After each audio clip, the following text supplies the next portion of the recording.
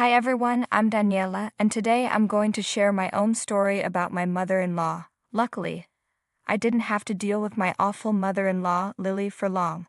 My husband Ian kicked her out early in our marriage, and here's why. I met Ian in college since we were studying the same subject. He was very shy and didn't talk to many people, but we bonded over our love for music and started dating quickly. We fell in love fast. Ian was an amazing person, but he had a troubling past. His dad died when he was 12, and his mom quickly remarried. Sadly, his new stepfather was very abusive. I won't go into details because it's sensitive, but it was bad enough for Ian to get a restraining order against him when he turned 18. When Ian told me his story, I wondered why his mom didn't protect him. I asked Ian, "Why didn't your mom do anything when her husband was hurting you? Didn't she know?" "She knew everything, Daniela," Ian replied. "But she didn't want to leave him because she loved him. I begged her to help, but she just told me to get over it. She even yelled at me when I got the restraining order." "That's terrible, Ian. She should have protected you. Why do you still talk to her?" "I barely talk to her," Ian said. "I told her I'd support her if she left her husband, but until then, I keep my distance." I admired Ian even more after hearing his story. He worked hard to support himself through college, since there was no college fund for him. He was a great student and got a good job right after graduation. I also had a good job, so we got engaged early, but it took a long time to get married because of Lily. After Ian got his job, Lily suddenly decided to leave her husband, claiming it was because of Ian. She manipulated him into taking care of her financially. I warned Ian that his mom was playing with his emotions. "Ian, I don't like how your mom is handling this. She's making it seem like it's all your fault." "What can I do, Daniela? It's true that she had to leave him because of me. Now that she's choosing me, it's my duty to look after her. I understand you want to care for your mom, but she's trying to control you emotionally," I told him. But it was hard to make Ian see that his mom wasn't really choosing him. She just knew he could support her now. There was another problem with Lily. She hated me. She would say things like, "Just because Ian's marrying you doesn't mean you'll have him all to yourself. He's my son first and your husband later." I replied, "It's funny you say that, Lily. I don't remember you ever putting your son first, and I don't mind if he looks after you. We're both his family. Don't try to be clever, Daniela. I can throw you out of Ian's life if I want to. I know you make less money than him, so it's clear you're marrying my son for money," she said. "I'll prove it to him and make him leave you. Then I'll have all his attention and money, and you won't get anything," Lily threatened. I knew she wasn't going to be a good mother-in-law. She wasn't even a good mom. But her twisted thinking really shocked me. It was clear she didn't want Ian to spend money on anyone but her. Ian was already giving her a lot, so I didn't understand why she wanted more. That would become important later. Fast forward a year, and I finally got married. I was so happy to marry the man of my dreams. We were all set to move into the house I had inherited from my parents, but my joy only lasted a week. Just a week after we moved in, Lily showed up with all her stuff. She walked in like she owned the place and started choosing a room. I watched in confusion and asked, "What are you doing, Lily? Why did you bring all your things?" "Are you dumb or something, Daniela? This is my son's house now, so I'll be staying here too," she replied. "What are you talking about? You can't just walk in and demand to live here." "Listen to me, you little," she snapped.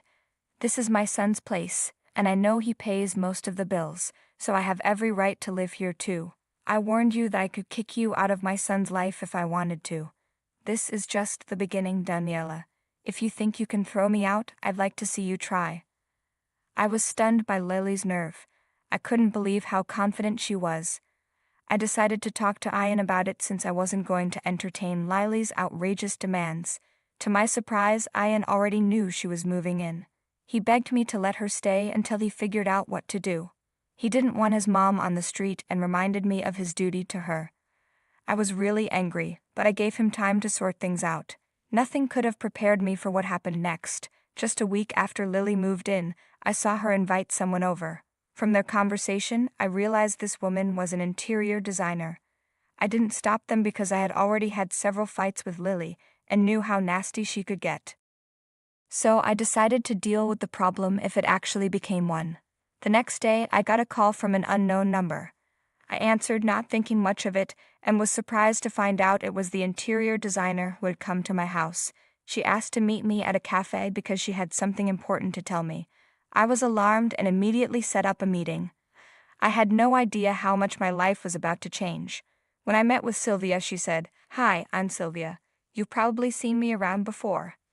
"Hello, Sylvia. Yes, I've seen you. I guess my mother-in-law hired you for something.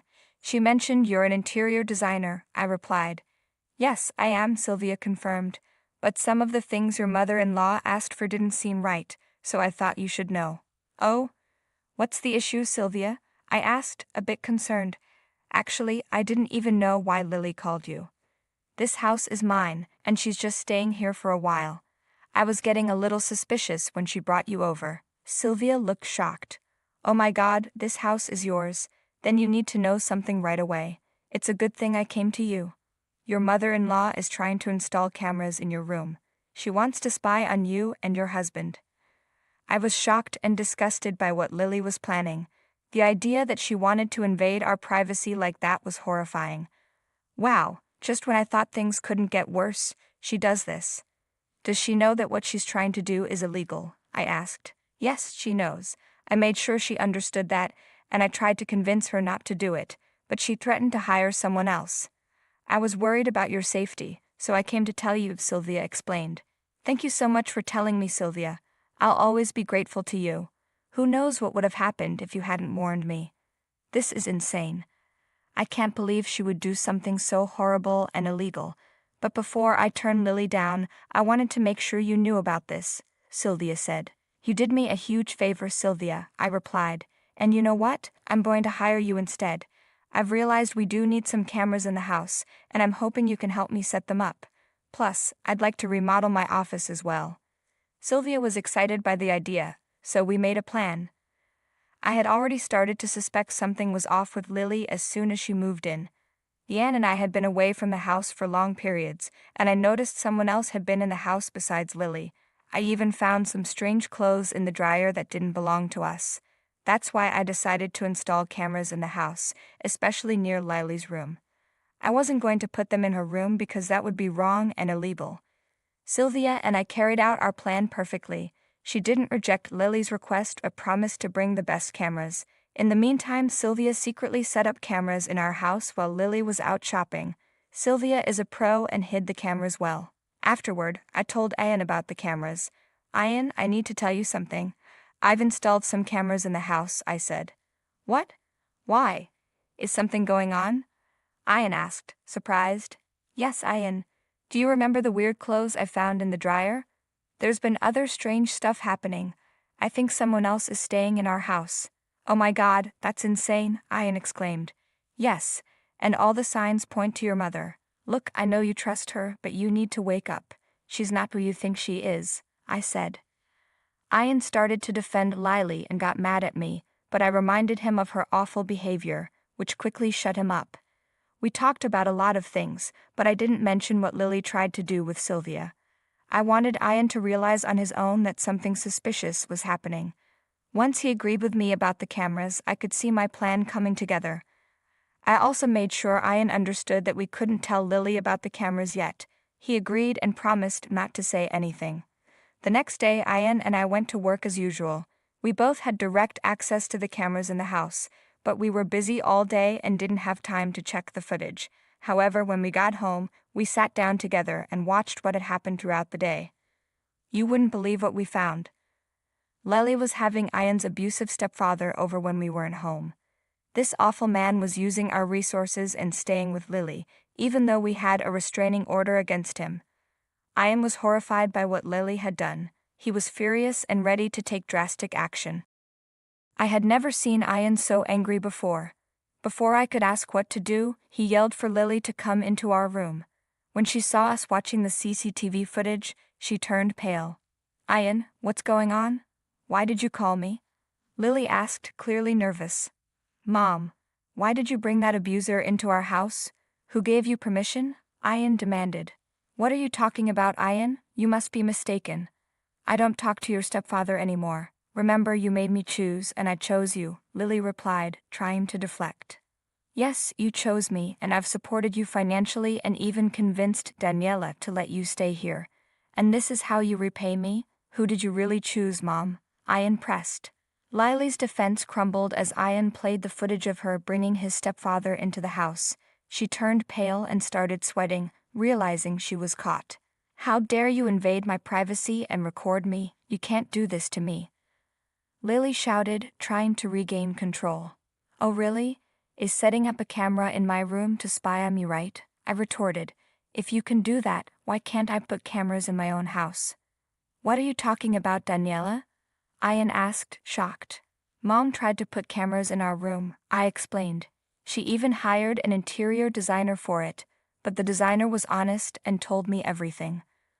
Ian was furious. He felt the betrayal deeply and confronted Lily. She tried to justify her actions, claiming she was trying to protect Ian from me, but it was clear she was lying. How dare you accuse Daniela like that? Ian exploded. You're the one who betrayed me, used my money, and supported the man who abused me. No more lies, Mom. Get out of my house. I never want to see you again. Lily begged and cried, clinging to Ian's legs, but he was resolute. He packed her bags and threw them outside, telling her to leave. When she refused, Ian threatened to call the cops, and she finally left. That night, I comforted Ian as he dealt with the trauma of his mother's betrayal. The next day, we reported his stepfather to the police for breaking the restraining order and had all the locks in our house changed, thanks to Sylvia's help. Lily kept calling, begging for forgiveness, but we blocked her. She had no money and nowhere to go after her husband was arrested. She tried showing up at our house multiple times, but we always threatened to call the police. Eventually, Lily left town, and we haven't heard from her since. Ian went back to therapy to deal with his trauma, and we also attended couples counseling to improve our communication and work on the issues that Lily had caused in our marriage. Now we're doing much better and living a good life, while Lily is somewhere else, hopefully learning her lesson.